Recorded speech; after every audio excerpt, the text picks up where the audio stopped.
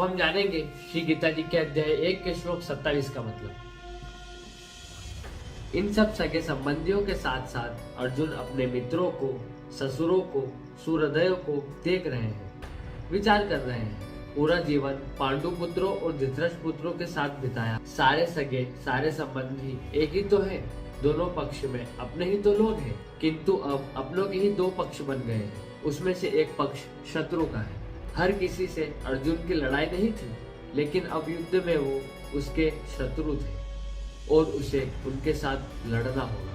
तो यह था अध्याय 1 के श्लोक 27 का मतलब। अब हम जानेंगे श्री गीता जी के अध्याय 1 के श्लोक 28 का मतलब। अपने करीबी एकदम अपने अर्जुन के सामने खड़े थे, लेकिन शत्रु पक्ष में उन उपस्थित संपूर्ण बंधुओं को देखकर वे कुंती पुत्र अर्जुन अत्यंत करुणा से युक्त होकर शोक करते हुए श्री कृष्ण से कह रहे हैं। यही से शुरुआत होती है दोस्तों। आरंभ होता है अर्जुन के विषाद का, जिसके लिए संपूर्ण गीता की रचना हुई।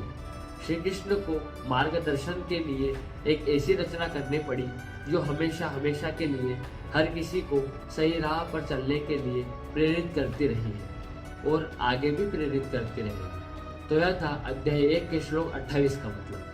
अब हम जानेंगे श्री गीता जी के अध्याय 1 के श्लोक 29 का मतलब। युद्ध की बात करना आसान होता है, युद्ध करना कठिन। ऐसा ही अर्जुन के साथ हुआ, ऐसा ही दोस्तों हम सबके साथ होता है।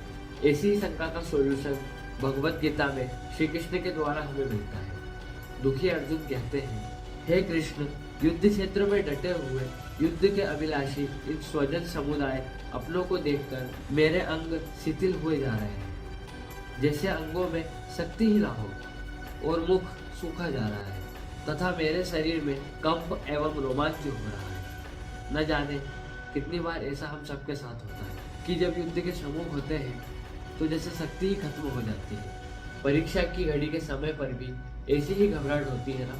तो यह था अध्याय 1 के श्लोक 29 का मतलब। तो बचे श्लोकों का मतलब हम अगले वीडियो में देखेंगे। जब तक के लिए राम राम।